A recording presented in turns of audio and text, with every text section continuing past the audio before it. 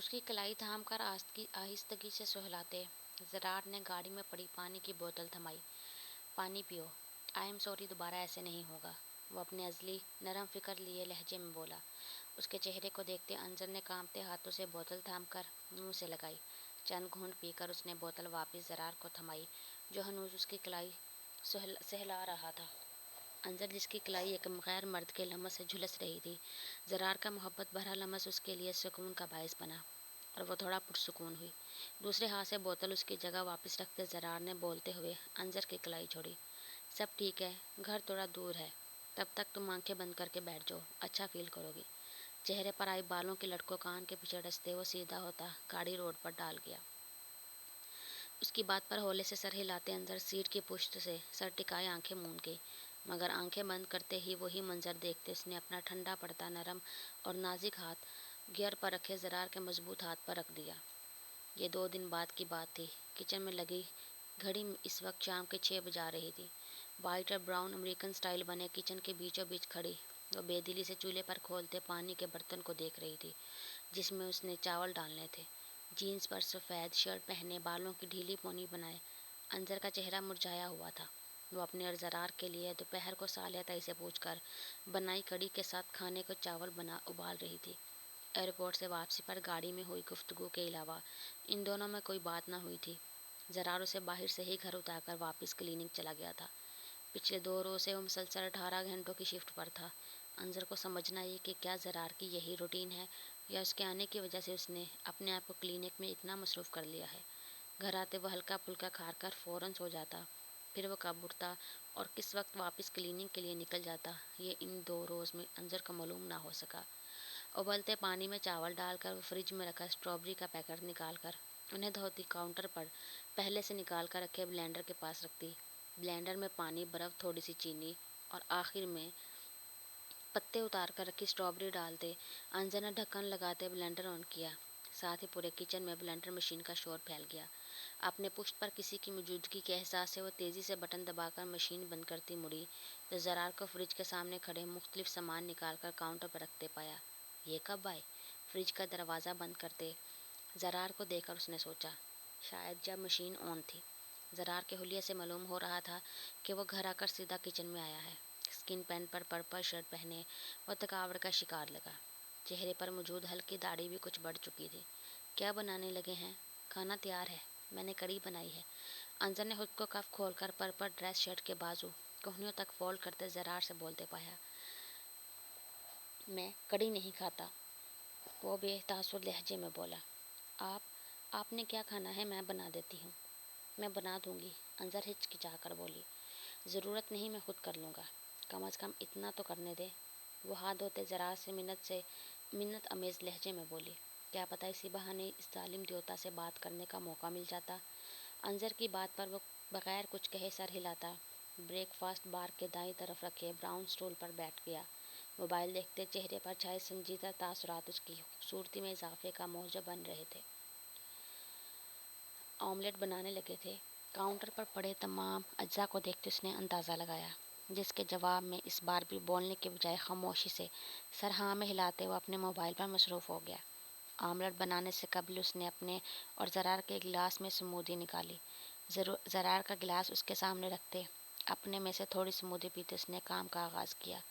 Omelette بناتے وہ گاہے بگاہے ایک نظر موبائل میں گم زرار پر بھی ڈال لیتی تھی، جس کی موجودگی کے باعث نہ جانے کیوں مگر وہ نروس ہو رہی تھی۔ اس کا رکھا اسٹرابری سمودی کا گلاس ویسے کا ویسے ہی پڑا تھا۔ آملیٹ بنا کر پلیٹ میں نکال دے اس نے زرار کو پیش کیا اور خود واپس مڑتی تمام سامان ان کی جگہوں پر رکھنے لگی۔ ان 2 دنوں میں وہ مکمل طور پر یہاں ایڈجسٹ ہو چکی تھی۔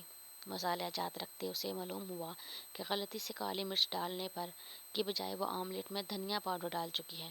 اپنی لاپرواہی پر ماتم کرتے وہ فوراً سے قبل زرار کے پاس پہنچی۔ ٹھہریں، یہ نہ کھائیں۔ اس کے سامنے سے پلیٹ اٹھاتے وہ مزید بولی، میں نے کالی مرچ کی بجائے دھنیا پاؤڈر ڈال دیا، مجھے پتہ ہی نہیں چلا، میں بھی نیا بنا دیتی ہوں۔ زرار جو پہلا نوالا لینے ہی لگا تھا، اچانک آنے والے غصے کے باعث ایک جھٹکے سے اٹھتا باہر چلا گیا۔ وہ صبح سے بھوکا تھا۔ جس وقت وہ گھر پہنچا اس کا سر درد سے پھٹ رہا تھا۔ ایسے میں وہ معمول کے مطابق تھوڑا بہت کھا کر سونا چاہتا تھا، لیکن سلام ہو انظر کو جس نے اس کا سر درد بڑھانے میں کوئی کسر نہ چھوڑی تھی۔ کچن سے نکلتا وہ بیڈ روم میں داخل ہوا۔ اس کے غصے سے اٹھ کر آنے پر انظر بھی چاولوں کے نیچے آنکھ بند کرتے زرار کے پیچھے بیڈ روم میں داخل ہوئی۔ اس کے پیچھے آنے پر الماری سے اپنے کپڑے نکالتا زرار ضبط سے آنکھیں بند کرتا بولا، انظر، اس سے پہلے میں تمہیں کچھ کہوں، تم پلیز یہاں سے ابھی چلی جاؤ۔ کیا ہو گیا ہے؟ آپ بیٹھے تو صحیح، میں بھی بنا دیتی ہوں، وہ سبھاؤ سے دھیمے لہجے میں بولی۔ براوو، میرا سکون برباد کر کے پوچھ رہی ہو کیا ہو گیا ہے؟ ہاتھ میں موجود شرٹ بیڈ پر اچھالتے ہوئے تن سے بولا۔ سکون؟ میں نے آپ کا سکون برباد کیا ہے؟ وہ صدمے سے گنگ آواز میں بولی۔ آپ ایسا سوچتے ہیں تو مجھے بلایا ہی کیوں؟ ویسے ہی چھوڑ دیتے جیسے اتنے سال قبل چھوڑتا۔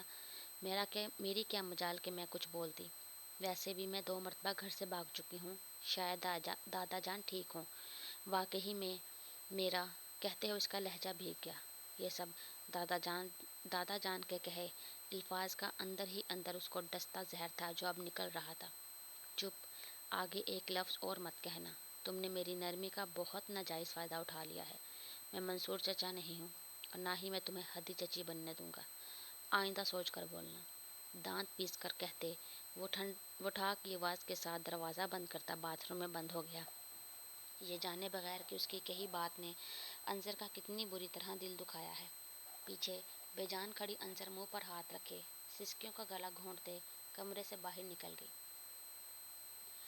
اوہایو کی شہر پر سرمئی شام اتر چکی تھی۔ آسمان گہرے سرمئی اور کالے بادلوں سے کچھ یوں گھرا تھا کہ پانی بس ان سے چھلک پڑنے کو تیار تھا۔ وہ گھر میں داخل ہوا تو ہر طرف گہری خاموشی نے احاطہ کیا ہوا تھا۔ عموماً اس وقت انظر یا تو کچن میں ہوتی تھی یا لاؤنج میں پڑے صوفے پر بیٹھی اسکیچ بنانے میں مصروف، مگر آج بیڈ روم میں داخل ہوتے اسے سوتا دیکھ زرار حیران ہوا۔ الماری سے کپڑے نکالتا وہ فریش ہونے کے لیے چلا گیا۔ فریش ہو کر وہ کچن میں گیا تو آج کھانا بھی نہیں بنا تھا۔ وہ اتنا تھکا ہوا تھا کہ خود کچھ بنانے کی بجائے فروٹس کھاتا خود بھی سونے کے لیے لیٹ گیا۔ انظر کی طرف رخ کر کے لیٹتے اسے دیکھتے نہ جانے کب اس کی آنکھ لگی اور وہ نیند کی وادیوں میں کھوتا چلا گیا۔ انظر کو یہاں آئے 2 ماہ کے قریب وقت ہونے والا تھا۔ دونوں ایک ہی چھت تلے رہتے، ایک دوسرے سے بیگانہ، ایک دوسرے کتنے پاس ہوتے دور کھڑے تڑپ رہے تھے۔ اتنا سب کچھ ہونے کے بعد دونوں کی ہی انا پہل کرنے سے روک رہی تھی۔ وہ زندگی کا اہم سبق بھولے بیٹھے تھے کہ رشتہ بڑا ہوتا ہے، انا نہیں، اور ان کی یہ بھول دونوں کے حسین یادگار پلوں کو بے رنگ کر رہی تھی۔ رات کا نہ جانے کون سا پہر تھا جب زرار کی آنکھ انظر کے کراہنے کی وجہ سے کھلی۔ کوہنی کے بل بیڈ پر اونچا ہوتے اس نے سائیڈ لیمپ آن کیا، جس کی زرد روشنی کمرے کے خوابناک ماحول میں پھیلتی چلی گئی۔ باہر بادلوں کی گرج کے ساتھ زور و شور سے می برس رہا تھا۔ اس نے انظر کی طرف دیکھا جو نیند میں کراہ رہی تھی۔ چہرے پر بے سکونی اور تکلیف کے تاثرات نمایاں تھے۔